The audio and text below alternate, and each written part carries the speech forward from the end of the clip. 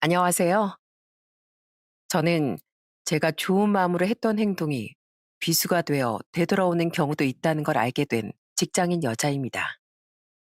아픈 시모를 8년간이나 모시고 살았는데 돌아온 대가가 정말 참담했거든요. 지금 생각해도 너무 어이없는 일들이 많았는데 차근차근 얘기해 볼 테니 잘 들어주셨으면 좋겠습니다. 전 어렸을 때 집안 형편이 조금 안 좋은 편이었어요.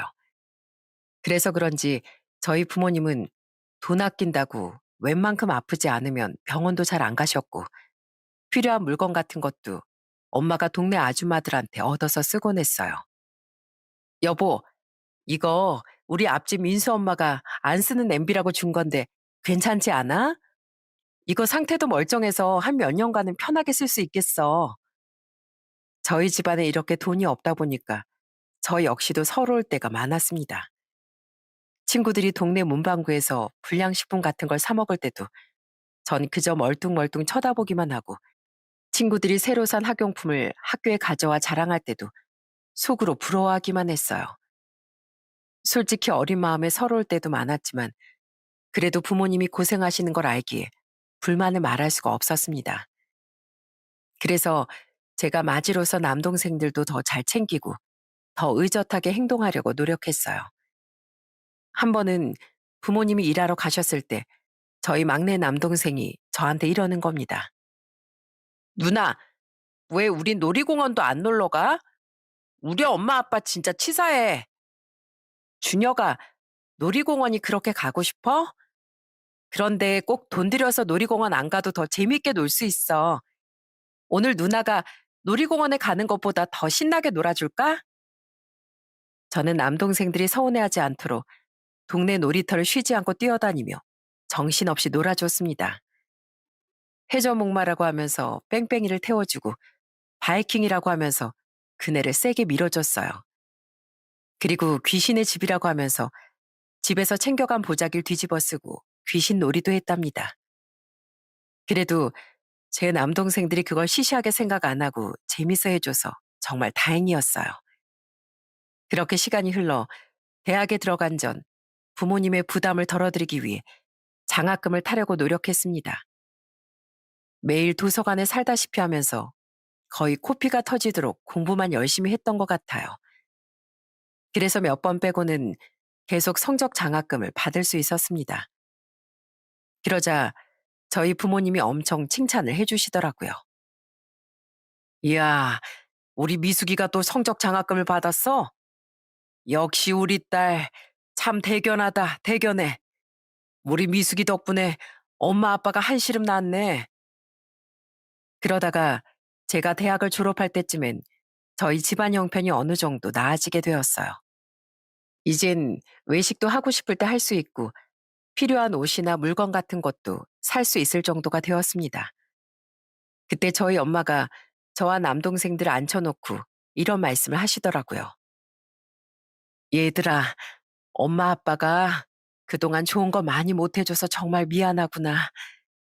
너희들 어렸을 때 남들처럼 예쁜 옷도 많이 사주고 좋은 음식도 많이 먹이고 싶었는데 하루하루 생활비에 쪼들리다 보니까 그럴 수가 없었어. 그래도 셋 다 이렇게 어엿하게 자라줘서 정말 고맙구나. 특히 미숙이한테 제일 고마워. 미숙이 네가 동생들한테 누나 역할에 엄마 역할까지 해주면서 참 애를 많이 썼잖니. 그렇게 시간이 흘러 전 대학을 졸업하고 평범한 직장에 취업하게 되었습니다. 회사 일이 적성에 잘 맞아서 일에만 집중하며 살다 보니까 어느덧 제 나이가 30대 중반이 되었어요. 그때쯤 지인의 소개로 대기업에 다니는 남자친구를 만났는데 성격이 너무 좋더라고요. 결혼하기 전부터 저희 부모님한테 되게 잘하는 거예요. 어머님, 평소에 허리가 좀 안 좋다고 하셨죠? 이거 한방 찜질팩인데 간단하게 전자레인지에 데워서 찜질하면 된대요. 제가 한번 데워서 허리에 올려드릴 테니까 한번 엎드려 보세요. 아유, 뭘 이런 걸 다 사왔어. 지난번에 몸보신 하라면서 홍삼도 사오더니 내가 자네한테 너무 귀한 대접 받는 것 같아. 좀 미안하네. 미안하실 게 뭐가 있어요. 이거 찜질팩 그렇게 비싼 것도 아니고 그냥 약국에 파는 평범한 거니까 부담 갖지 않으셔도 돼요. 그리고 미숙이한테 들어보니까 예전부터 아파도 병원에 잘 안 가셨다면서요? 근데 이젠 연세가 있으셔서 그러시면 안 돼요. 평소에 건강 관리 잘 하셔야 되니까 어디 불편한 데 있으시면 저한테라도 꼭 말씀해 주세요. 게다가 남자친구는 저희 부모님이 좋아하는 음식이랑 싫어하는 음식 같은 것도 저한테 꼼꼼하게 물어보고 다 메모를 해 놓더라고요. 어차피 결혼할 사이니까 미리 알아두면 좋다면서요. 전 그렇게까지 저희 부모님을 챙기는 남자친구한테 너무 고마웠습니다. 그래서 한 번은 남자친구한테 왜 이렇게까지 저희 부모님을 챙겨드리는 건지 물어본 적이 있었어요. 그랬더니 남자친구가 이렇게 대답하더라고요. 그게 사실 지난번에 미숙이 너한테 어머님 아버님이 예전에 가정 형편 때문에 고생을 많이 하셨다는 걸 듣고 나니까 자꾸 우리 어머니 생각이 나서 잘해드리고 싶더라고. 우리 어머니도 젊었을 때부터 엄청 고생하셨거든. 사실 우리 아버지가 제대로 된 사람이 아니었어. 맨날 술만 마시고 돈도 제대로 안 벌어오는 데다가 우리 어머니가 공장 다니면서 번 돈도 맨날 뺏어가시는 거야. 게다가 할머니도 우리 어머니한테 시집살이 지긋지긋하게 시키시고 맨날 아빠 편만 드시니까 어머니가 밤마다 서러워서 몰래 우시더라고. 자다 깨서 그 모습을 몇 번 봤는데 내 마음이 얼마나 아팠는지 몰라. 아, 그러셨구나. 그걸 다 견디느라 얼마나 힘드셨을까. 그렇지. 그렇게 힘드신데도 우리 사남매를 위해 꾹꾹 참으셨던 걸 거야. 그런데 내가 18살 때 우리 아버지가 교통사고로 결국엔 돌아가시고 말았거든. 그때부터 집안에서 소리 지르고 돈 뺏어가는 사람은 없어졌지만 그래도 여전히 우리 어머니가 고생을 참 많이 하셨어. 혼자서 나랑 동생들 대학 보낸다고 낮엔 공장 다니고 저녁엔 고깃집에서 설거지 하시느라 자는 시간도 별로 없으셨거든. 옷도 안 사 입으시고 맨날 맨밥에 물 말아서 김치에 드셨어. 전 그 얘기를 듣고 아직 만나보지도 못한 예비 시모가 참 존경스럽다는 생각이 들더라고요. 그나마 저희 부모님은 서로 의지하면서 힘이라도 되어줄 수 있었지만 예비 시모는 남편과 시댁 때문에 오히려 2배로 더 힘드셨을 것 같았거든요. 그 후에 남자친구와 결혼하기 위해 예비 시댁에 인사를 드리러 갔는데 예비 시모의 인상이 되게 좋아 보이더라고요. 인자하게 웃으시는 그 모습에 저까지 마음이 따뜻해지는 것 같았어요. 아유, 이제 우리 식구 되는 거 정말 환영해요. 내가 우리 영훈이를 정말 힘들게 키웠는데 이렇게 참한 아가씨랑 결혼을 한다고 하니까 너무 기뻐서 눈물이 다 나오네요. 그렇게 양가의 결혼 허락을 받고 결혼 준비를 하게 되었습니다. 그런데 결혼식이 한 달쯤 남았을 때 청천벽력 같은 소식이 들려오고 말았어요. 세상에 예비 시모가 자꾸 하혈을 해서 병원에 갔다가 자궁 내막암 2기 판정을 받으신 거예요. 그때 제 남자친구가 얼마나 서럽게 울었는지 모릅니다. 미수가 우리 어머니 안쓰러워서 어떡하니? 평생 고생만 하셨는데 암이라니. 예비 시모가 큰 병에 걸렸다고 하니까 결혼식을 이대로 진행하는 게 맞나 싶더라고요. 그래서 결혼식을 조금 미루려고 했는데 예비 시모가 저희한테 이러시는 거예요. 난 괜찮으니까 너희 결혼식은 예정대로 진행하렴. 나 때문에 너희 결혼까지 미뤄버리면 내가 너무 미안해서 그래. 결국 저는 결혼을 하게 되었고 결혼식을 올린 지 보름 만에 시모가 자궁 내막암 수술을 받게 되었어요. 수술이 끝난 후 걱정돼서 병원에 찾아갔는데 힘이 하나도 없는 목소리로 이러시더라고요. 세아가 왔니? 신혼이라 너희들끼리 시간 많이 보내고 싶을 텐데 내가 괜히 아픈 바람에 너희 시간을 뺏는 것 같아서 미안하구나. 아니에요, 어머님. 어머님이 편찮으셔서 수술까지 하셨는데 당연히 와야죠. 그나저나 몸은 좀 괜찮으세요? 링걸 맞느라 시모의 몸에 온갖 줄이 주렁주렁 매달려 있었는데 그 모습을 보니까 너무 가슴이 아프더라고요. 그렇게 5박 6일을 입원하고 퇴원하셨는데 집에 혼자 계시다 보니까 간병을 해줄 사람이 없었어요. 시동생들은 직장 다니고 장사하느라 따로 살고 시누인 울산 쪽으로 멀리 시집을 가서 왔다 갔다 하기 힘들었거든요. 그래서 어쩔 수 없이 암 요양병원에 들어가 항암 치료 시작하셨는데 얼마나 힘들어 하셨는지 모릅니다. 아휴, 항암 치료 받으면 부작용이 있다더니 어머님 볼 때마다 여기저기 다 안 좋으신 것 같아서 너무 속상해요. 피부에 발진도 생긴 데다 머리도 자꾸 빠지시잖아요. 머리 빠지는 거야 어쩔 수 없는데 속이 안 좋은 게 제일 힘드네.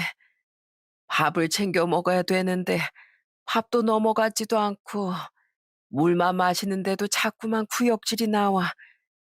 머린 또 왜 이렇게 어지러운지 내 몸이 아닌 것 같아서 정말 불편하구나. 말로만 듣던 항암 치료 부작용을 눈앞에서 보니까 보는 것만으로도 괴롭더라고요.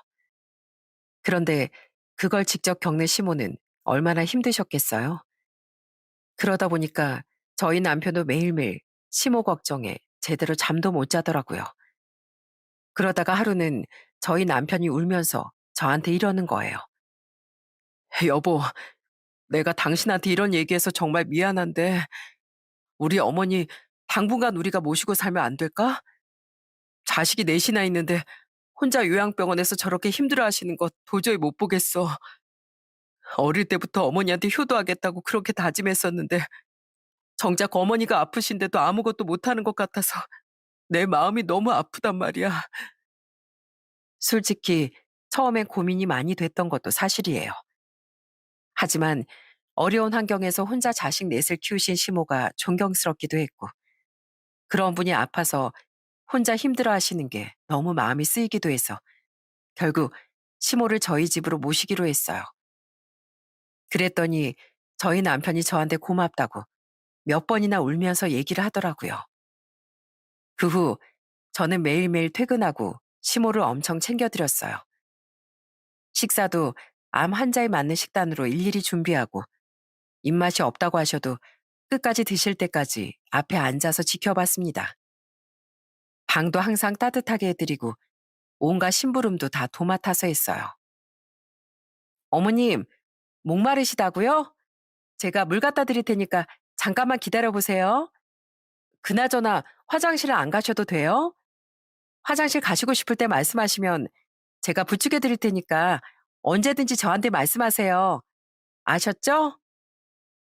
하지만 시모는 항암 치료를 받는 게 힘들었는지 자꾸만 저한테 이러시더군요. 세아가 나 병원 좀 안 가면 안 되니? 항암 치료만 받으면 또 속이 안 좋아서 고생하고 어지러워서 송장처럼 누워있기만 해야 되잖니? 어머님, 제발 그런 말씀하지 마세요. 항암 치료를 해야 낫는 건데 그걸 안 한다고 하시면 어떡해요. 지금은 부작용 때문에 힘드실 수 있지만 나중을 생각하면 꼭 받으셔야 되는 거예요. 그러니까 절 봐서라도 조금만 참아보세요. 그런데 시모는 집에서 환자처럼 있는 게 답답하셨는지 엄청 추운 날에도 자꾸만 밖에 나가려고 하시는 거예요. 하지만 저는 그걸 그냥 두고 볼 수가 없었습니다. 어머님, 지금 밖에 기온이 몇 도인 줄 아세요? 자그마치 영하 12도라고요. 건강한 사람도 이런 추운 날씨엔 밖에 잘 안 나가는데 어머님처럼 아프신 분이 나가셨다가 감기라도 크게 걸리시면 어떡해요. 그래도 답답한 걸 어떡하니. 너랑 우리 아들은 출근이라도 하니까 집 밖으로 왔다 갔다 하지만 난 맨날 집에만 있으니까 숨이 턱턱 막힌단 말이다. 그래도 지금은 안 돼요. 대신 날씨 좀 풀리면 저랑 같이 밖에 산책 많이 다녀요. 지금은 조금 답답해도 어머님 건강이 제일 중요하니까 제발 제 말 좀 들으시라고요. 저는 시모가 걱정되는 마음에 잔소리를 좀 할 수밖에 없더라고요. 그렇게 하지 않고 시모가 하고 싶으신 대로만 내버려 두면 건강이 더 안 좋아지실 것 같았거든요. 저는 남편과 결혼하고 1년 만에 아들을 낳았는데 아들을 키우면서도 계속 시모를 지극정성으로 간호했습니다. 그런데 제가 그렇게 시모를 많이 챙기니까 시누이가 절 엄청 칭찬하는 거예요.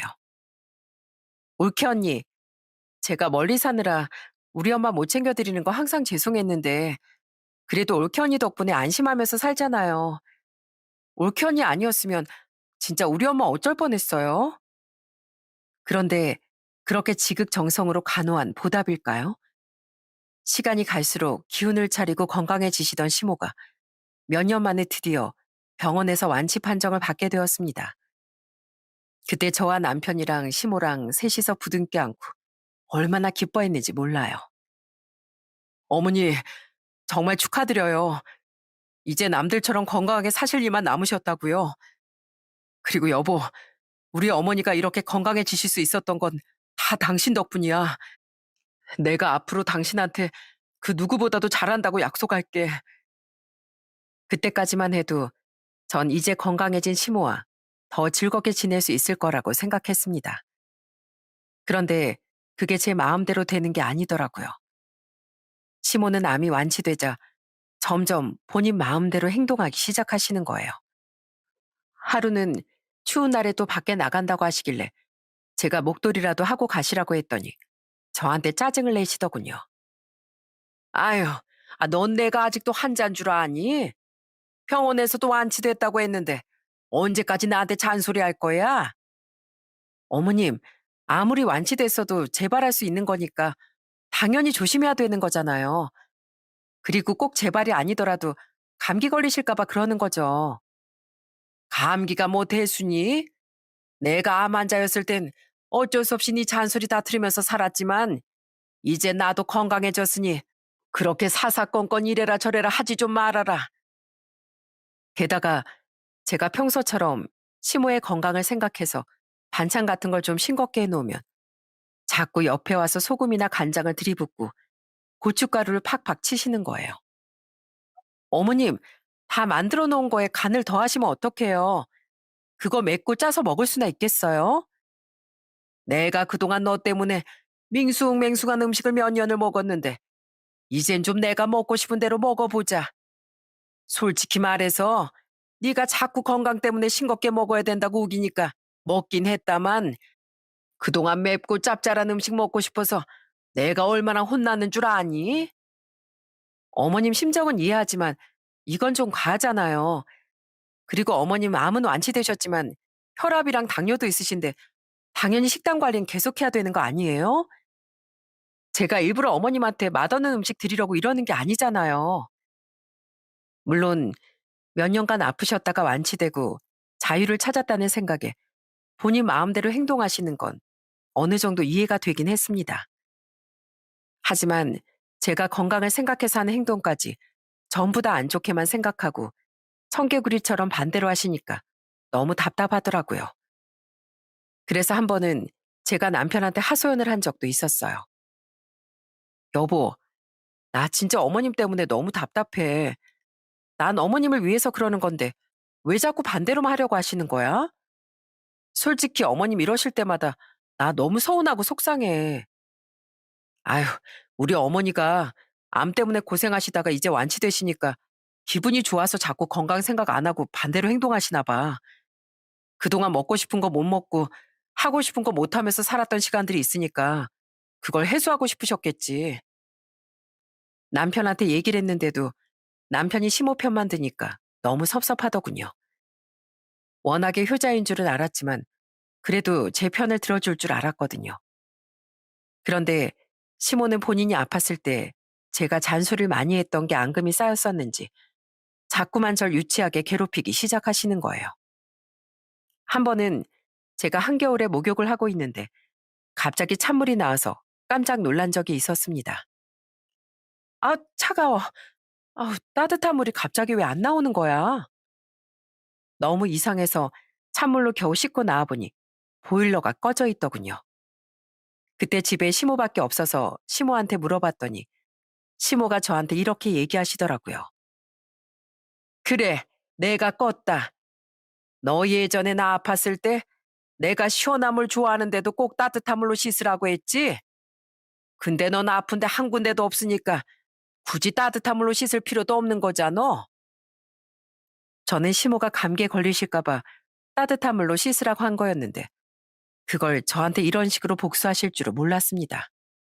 그런데 또 한 번은 회사에 출근해서 일을 하고 있었는데 시모한테서 연락이 온 거예요. 에미야, 이거 어떡하니?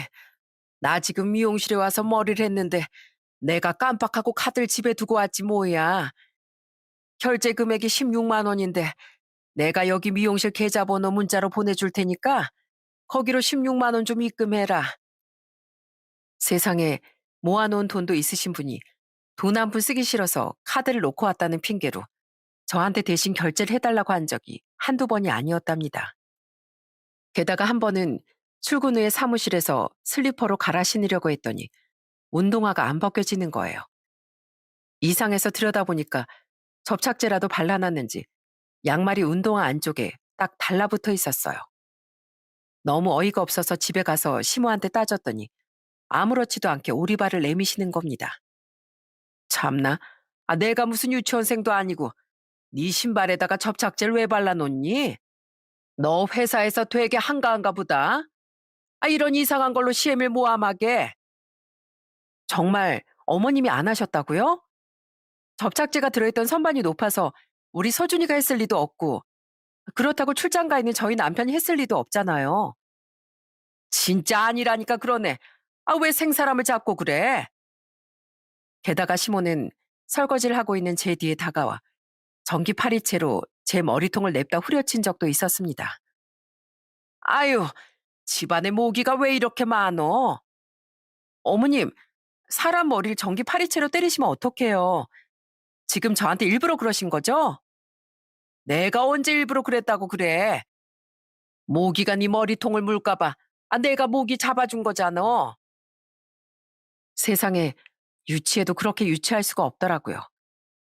게다가 밥을 먹을 때도 저희 아들이 먹다 남긴 밥을 말도 없이 제 밥그릇에 부어버리시는 거예요. 예, 네가 엄마니까 서준이가 먹고 남긴 건 네가 다 먹어라. 원래 이런 건 엄마들이 다 먹어서 처리하는 거야.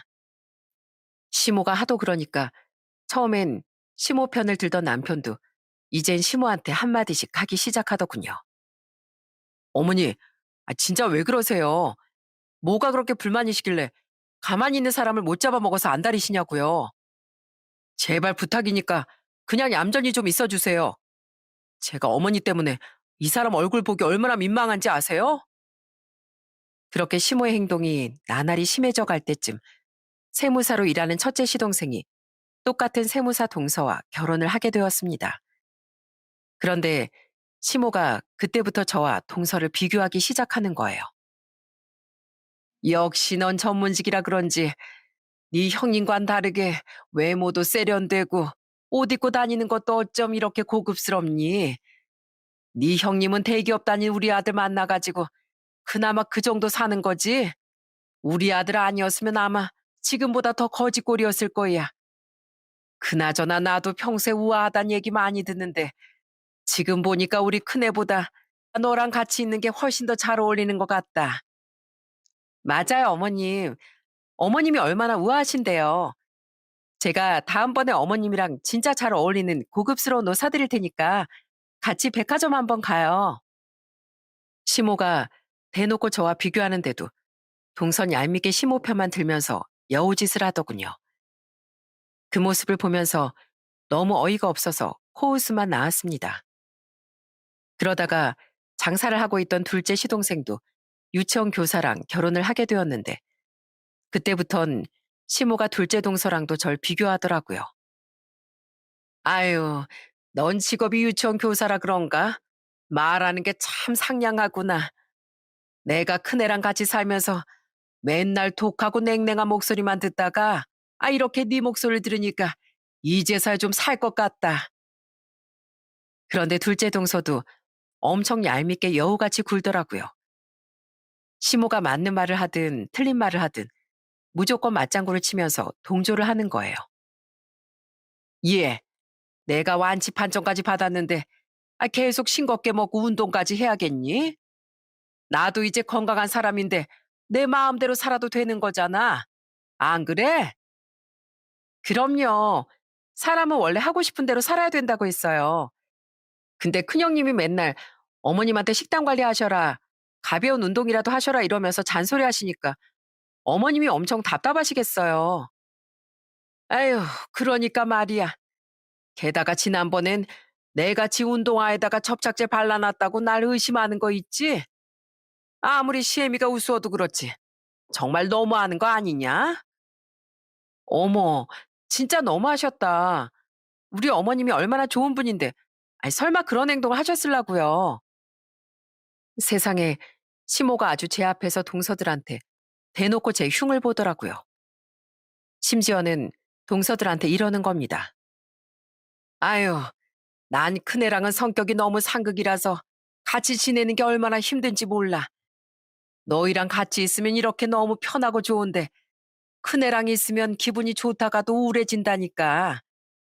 그런데 또 큰애 걔가 나 없으면 못 살아서 내가 같이 살아주는 거야. 내가 하루라도 없으면 엄마 잃은 어린애처럼 아주 환장하거든. 어머, 그럼 저희가 어머님 모시고 싶어도 형님 때문에 못 모시겠네요. 형님이 그렇게 어머님을 좋아하신다는데 저희가 양보해야죠. 안 그래요? 동서들까지 그렇게 얄밉게 얘기하니까 너무 화가 나더군요. 그래서 전 참다 참다 시모한테 한마디 했습니다. 어머님, 저랑 너무 상극이라 같이 있으면 우울한데 제가 어머님 없으면 못 살아서 같이 살고 있는 거라고요? 그게 아니라 저 결혼한 지 얼마 안 됐을 때 어머님이 항암 치료 때문에 너무 힘들어 하셔서 제가 큰맘 먹고 어머님 오신 거잖아요. 그리고 전 어머님이 혼자서 자식 넷을 엄청 힘들게 키우셨다길래 안쓰러운 마음도 있어서 그랬던 거였다고요. 근데 어머님은 굳이 동서들 앞에서 그런 얘기를 하셔야겠어요? 저랑 그렇게 상극이시면 지금부터라도 같이 안 사시면 되잖아요. 아유, 저것 봐. 또 말 한마디 한 것 가지고 나한테 파락파락 대들잖아. 그러니까 내가 너랑 살기 힘들지. 안 힘들겠니? 시모가 그렇게 얘기하니까 이번엔 시누이가 저 대신 시모한테 화를 내더군요. 엄마, 제발 그만 좀 해요. 큰올케 언니가 뭘 잘못했길래 자꾸 이러시는 건데요. 솔직히 말해서 아픈 시어머니를 이렇게 오랫동안 모시는 며느리가 흔한 줄 알아요? 나중에 후회하지 말고 제발 말 한마디를 하더라도 예쁘게 하시라고요. 시누이가 제 편을 들어주긴 했지만 너무 화가 나서 분이 풀리지 않더라고요. 저희 남편이 시모에게 그러지 마시라고 했는데도 전혀 나아지는 게 없었어요. 그러다가 제가 결혼한 지 8년쯤 됐을 때 저희 친정에서 청천벽력 같은 소식이 들려왔습니다. 세상에 저희 엄마가 교통사고로 크게 다치셔서 수술을 하신다는 거예요. 저는 그 소식을 듣고 주말 껴서 휴가까지 내고 남편과 아들을 데리고 병원으로 갔습니다. 엄마가 수술을 마치고 나오셨는데 그 모습을 보니까 너무 가슴이 아프더라고요. 엄마, 나 엄마가 교통사고로 크게 다쳤다는 얘기 듣고 얼마나 심장이 철렁했는 줄 알아요? 이러다가 엄마 영영 못 볼까봐, 다시는 엄마 목소리도 못 들을까봐 가슴이 찢어지는 줄 알았단 말이에요. 내가 엄마를 더 자주 찾아뵙고 챙겨드렸어야 했는데 멀리 산다는 핑계로 그러지 못해서 정말 죄송해요. 제가 울면서 그렇게 얘기하자 아직 정신을 차리지 못한 엄마 대신 옆에 있던 아빠가 저한테 이러시더군요. 아유, 죄송하긴 뭐가 죄송해. 매일매일 안부 전화도 해주고 시간 날 때마다 손주 데리고 진주까지 내려와서 있다 갔잖니. 네 엄마도 그거 다 아니까 너 생각해서라도 금방 일어나실 거다. 아빠, 정말 우리 엄마 일어나실 수 있겠죠? 나 엄마 없으면 진짜 못 살 것 같단 말이에요. 다행히 저희 엄만 얼마 후 정신을 차리실 수 있게 되었어요. 그때 엄청난 안도감에 엄마 앞에서 또 한 번 펑펑 울고 말았답니다. 그래도 계속 엄마가 걱정되어 엄마 옆에 있었는데 다음날 점심때쯤 시모한테서 갑자기 연락이 오더라고요. 예, 나 지금 네 동서들이랑 괌에 왔는데 바다도 진짜 예쁘고 공기도 맑은 게 얼마나 좋은지 아니? 역시 네 동서들이랑 같이 다니니까 뭘 해도 다 재밌는 거 있지? 역시 난 너보다 네 동서들이랑 제일 잘 맞는 것 같아. 네? 갑자기 괌이라뇨? 아니, 어제까지만 해도 집에 계시던 분이 갑자기 무슨 괌이에요? 너도 회사 연차 내고 휴가 갔으니까 나도 기분 낼 겸 급하게 비행기표 끊어서 네 동서들이랑 같이 휴가 왔다. 내가 여행 경비 다 내준다고 하니까 다들 좋다고 따라오던데 너 앞으로 네 동서들한테 나 안 뺏기려면 더 잘할 생각해. 네 동서들이 하는 것처럼 나한테 잘하라고. 세상에, 저는 그 전화를 듣고 정말 기절초풍하는 줄 알았습니다.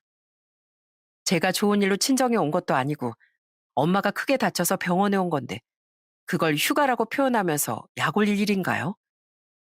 게다가 저한테 10원 한 장 쓰기 아까워하시던 분이 동서들한텐 3박 4일 여행 경비를 다 된다고 하시니까 너무 억울하고 허탈하더군요.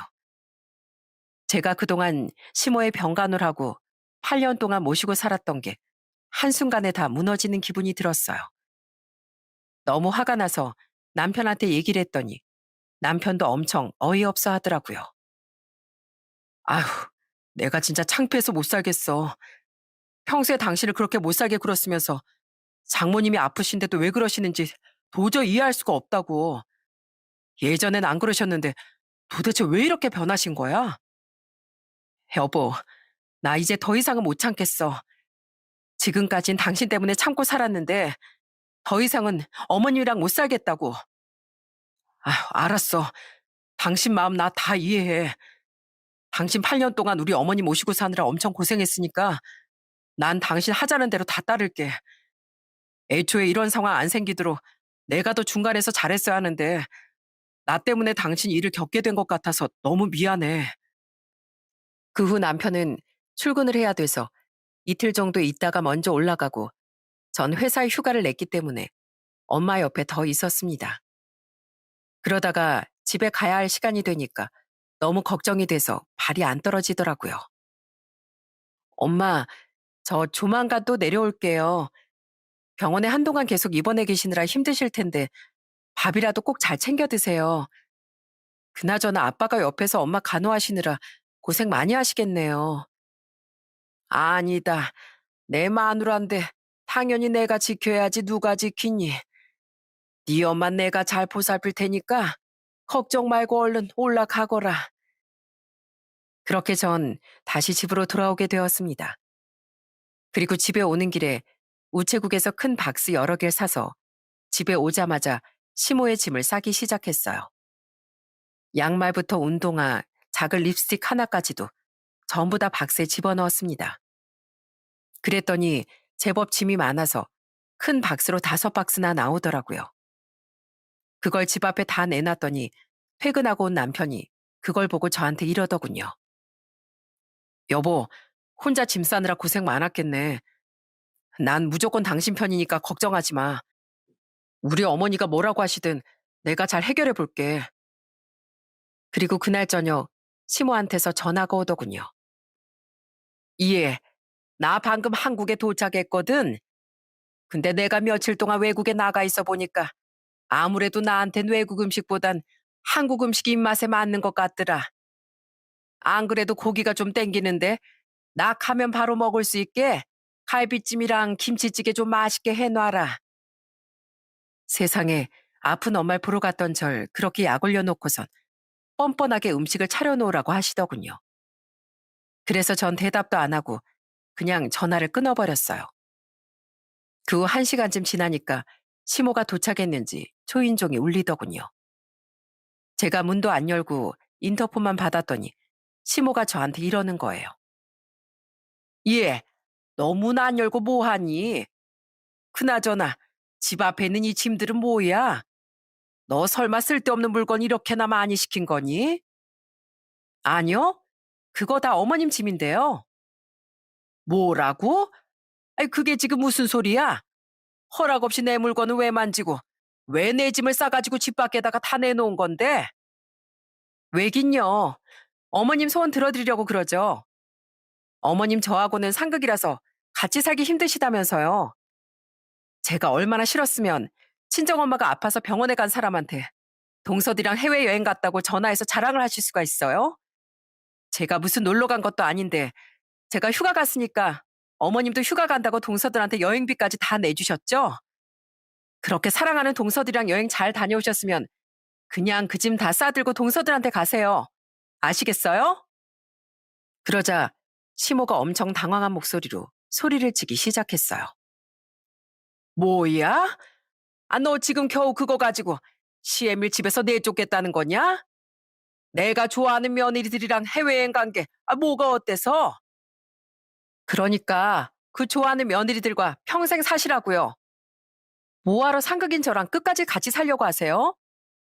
그리고 저야말로 어머님과 상극인 것 같아서 더 이상은 어머님이랑 같이 못 살겠네요. 어머님과 저의 인연은 여기까지니까 그런 줄 아세요. 뭐라고? 여기가 내 집인데 누구 보고 나가라는 거야? 당장 문 열어. 당장 이 문 열라고.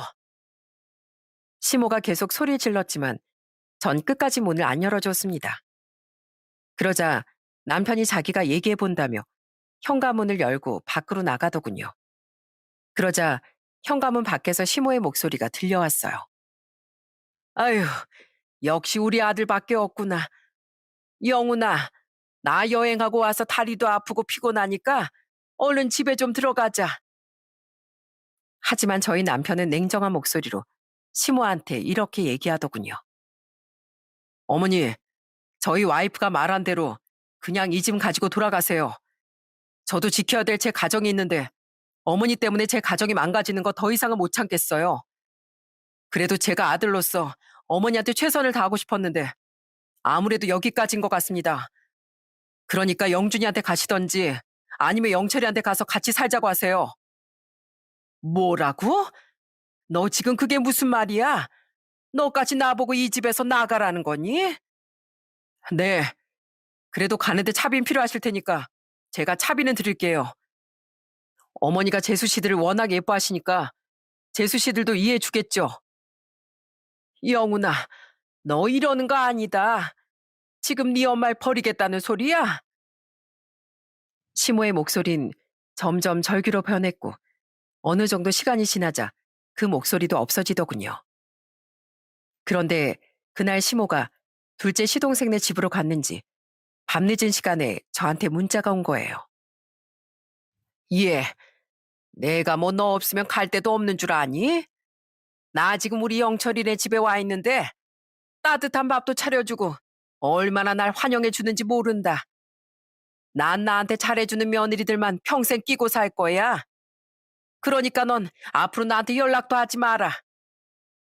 세상에 시모는 본인이 뭘 잘못한 줄도 모르고 끝까지 저한테 약 올리는 문자를 보내시더군요. 그래서 저는 답장도 하지 않고 그냥 무시했습니다. 그런데 다음 날 그렇게 기세등등하던 시모가 하루 만에 태도가 변해선 남편한테 전화해서 애원을 하기 시작하는 거예요. 영훈아, 나 어떡하면 좋니? 글쎄 영철이가 나랑 같이 못 산다고 집에서 나가랜다. 그냥 하루만 잠깐 있다 가는 줄 알았지?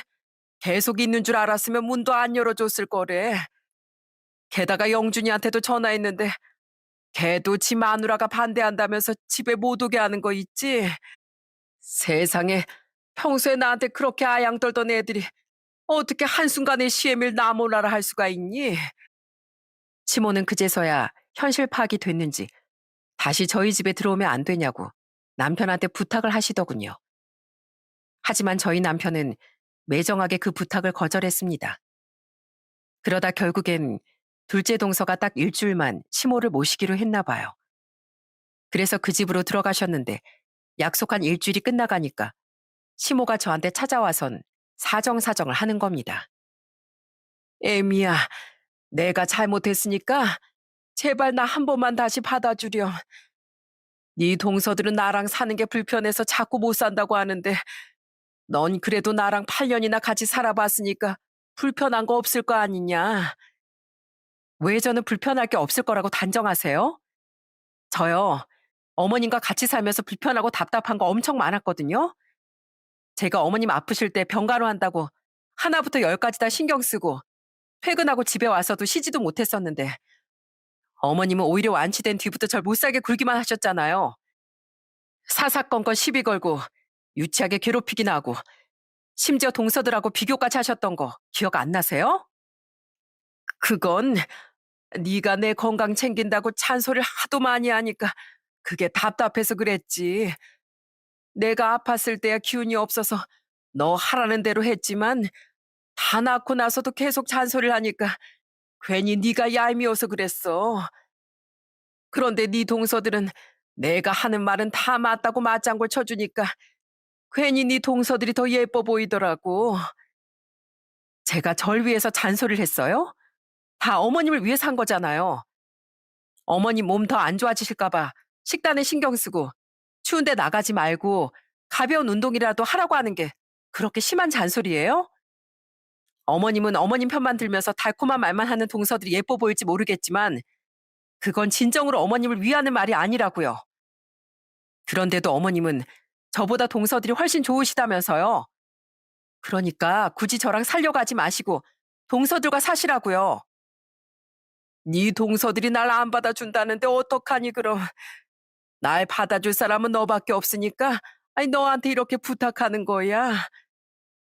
저도 어머님 받아줄 생각 없으니까 찾아오지 마세요. 저 그동안 진짜 참을 만큼 많이 참았으니까 이제 그만하시라고요. 그 후에도 시모가 몇 번이나 저한테 전화를 해서 사정을 했지만 저는 절대 받아주지 않았습니다. 저희 남편도 마찬가지고요. 그런데 그 후 둘째 동서가 얘기했던 일주일이 끝나고 나서 시모가 어떻게 된 줄 아시나요? 결국엔 며느리들이 아무도 안 받아줘서 20평짜리 집을 하나 얻어서 거기서 혼자 살게 되셨어요. 그래도 시모가 가진 돈이 좀 있으셨거든요. 그런데 더 웃긴 건 동서들이었습니다. 전 그래도 시모한테 기본적인 도린하면서 지내려고 했는데 동서들은 혹시나 시모가 자기를 모시고 살라고 할까봐 아예 찾아가지도 않고 연락도 거의 안 받는다는 거예요. 그 와중에도 저한텐 전화해서 압을 하더라고요. 형님, 저 어머님이 저보고 같이 살자고 찾아오셨을 때 진짜 시겁했잖아요. 전 어머님이랑 같이 사는 거 상상만 해도 끔찍한데 형님은 그걸 8년이나 하신 걸 보니까 진짜 대단하신 것 같아요. 역시 큰형님이라 그런가 배울 점이 엄청 많다니까요. 동서, 내가 보니까 동서들 참 못됐네. 어머님이 나한테 못되게 구셨지만 동서들한테는 엄청 잘해주셨잖아. 그런데 잠깐 모시는 것도 싫어서 그렇게 내친 거야? 그래놓고 이제 와서 나한테 대단하다면서 아부한다고? 동서 예전에 어머님이 나 흉보실 때 옆에서 맞장구 쳤던 거 기억 안 나? 그땐 어머님 편만 들더니 이제 와서 어머님 오실까 봐 겁나니까 내 앞에서 어머님 흉보는 건가 보네. 아니 그게 아니라 그냥 좀 못할 것 같은데 형님은 해내셨다는 게 대단하시다는 거죠. 솔직히 요즘 세상에 누가 시어머니를 모시고 살아요. 동서 예전에 했던 말이랑 다르네. 전엔 내가 어머님을 너무 좋아해서 동서들이 어머님을 못 모시는 거라며. 이제 나 없으니까 동서들이 그럼 모실 수 있는 거 아니야? 난 살다 살다 동서들처럼 속이 그렇게 훤히 보이는 사람은 처음 봐. 그러니까 괜히 지금처럼 쓸데없는 소리 할 거면 나한테 전화하지 마. 알았어? 그 후 저는 동서들은 신경 쓰지 않고 그냥 명절이나 시모 생신 때 같은 중요한 날에만 시모를 찾아갔습니다. 그런데 시모는 절 볼 때마다 엄청 처량한 모습으로 신세 한탄을 하시더라고요. 애미야, 나 요즘에 너무 쓸쓸해서 사는 게 사는 게 아니다. 예전에 먹고 싶은 거 있으면 네가 다 만들어줬는데 이젠 해주는 사람도 없고 그렇다고 혼자 배달시켜 먹기도 좀 그렇더라고. 우리 아들들한테 나가서 외식하자고 해도 다들 싫다고만 하고 진짜 내가 서러워서 못 살겠다. 지난번엔 전에 너랑 같이 갔던 칼국수집이 생각나서 혼자 갔는데 이 나이 먹고 혼자 식당에 앉아 있을 자신이 없어서 그냥 그대로 돌아왔어. 에휴, 이럴 줄 알았으면 너한테 그렇게 함부로 하는 게 아니었는데. 게다가 시모는 예전엔 저와 산책도 많이 했는데 이젠 산책을 같이 할 사람도 없고 혼자 집 앞에 나가면 지나가는 사람들을 볼 때마다 자기만 혼자인 것 같아서 쓸쓸하다고 하시더군요. 게다가 원래 다니던 대학병원에 진료 받으러 갈 때도 너무 외롭다는 거예요. 전엔 병원 갈 때도 네가 꼭 같이 가서 다 알아서 해줬잖니. 근데 이젠 혼자 가니까 병원이 너무 복잡해서 뭐가 뭔지도 하나도 모르겠더구나. 번호표 뽑고 어딜 들렸다고 어디로 가라는데 무슨 말인지도 하나도 모르겠고 한참 헤매다가 병원 직원이 도와줘서 겨우 진료받고 오긴 했는데 병원 하나도 혼자 못 다니는 내가 너무 한심해서 속상하더라고. 집에서 잘 때도 전엔 우리 손주 껴안고 잤었는데 이젠 아무도 없는 조용한 집에서 혼자 자니까 얼마나 쓸쓸한 줄 아니? 시모가 저한테 그렇게 신세한탄할 때마다 저와 남편 둘 다 별 반응을 해주지 않고 있어요. 그런데 시모는 절 볼 때마다 제발 같이 살자고 애원하는 눈빛을 보내시더라고요. 하지만 이미 버스는 떠난 걸 어떡하겠어요? 저는 시모를 8년 동안 모시고 살면서 며느리로서 할 수 있는 건 정말 다 했다고 생각하기 때문에 앞으로 다시 시모를 모시고 살 일은 없을 것 같습니다. 저희 남편도 끝까지 제 의견을 존중해 주겠다고 하더라고요. 그 후 신우이를 한번 만났었는데 신우이가 그동안 고생 많았다면서 저를 응원해 주더군요. 올케 언니, 솔직히 올케 언니였으니까 그렇게 오래 버틴 거지. 아마 저였으면 진작에 우리 엄마 내쫓았을 거예요.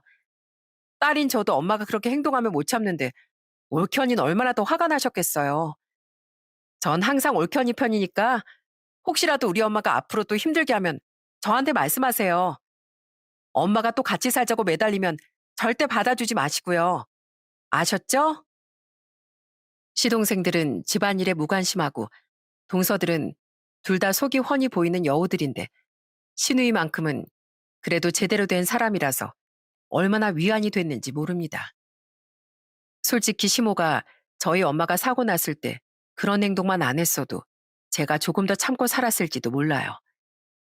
그런데 저희 엄마가 크게 다쳐서 수술을 하시는데도 일부러 여행 일정까지 잡아서 저를 약 올리는 걸 보고 저도 폭발하게 됐던 것 같습니다. 그래도 참 다행인 건 저희 엄마가 지금 몸이 많이 좋아지셨다는 거예요. 사실 저희 엄마가 사고가 났을 때 혹시라도 엄마를 잃게 될까봐 가슴이 철렁했었는데 다시 건강을 되찾으셔서 얼마나 다행인지 모릅니다. 한번 그런 일을 겪고 나니까 있을 때 잘하라는 말을 뼈저리게 깨닫게 되더라고요. 그래서 전 그 이후로 친정 부모님을 더 많이 찾아뵈려고 노력하고 있어요. 저희 부모님이 어려운 환경 속에서도 저와 남동생들을 힘들게 키워주셨던 것처럼 저도 앞으로 부모님한테 최대한 효도 많이 하면서 살 겁니다. 아마 제 사연을 듣고 계시는 분들 중에선 아픈 시부모님을 모시고 사시는 분들이 있을 거예요. 그게 참 쉬운 일이 아닌데 시부모님을 위해서 그런 결정을 해주신 며느리분들께 정말 존경하고 응원한다는 말 전해드리고 싶습니다. 비록 전 시모와 사이가 안 좋아졌지만 다른 분들은 고부간의 정을 많이 나누며 좋은 시간 많이 보내셨으면 좋겠어요. 그럼 전 이만 제 사연을 마치도록 하겠습니다. 끝까지 들어주셔서 정말 감사합니다. 올 한 해도 행복한 일만 가득하시길 바랍니다.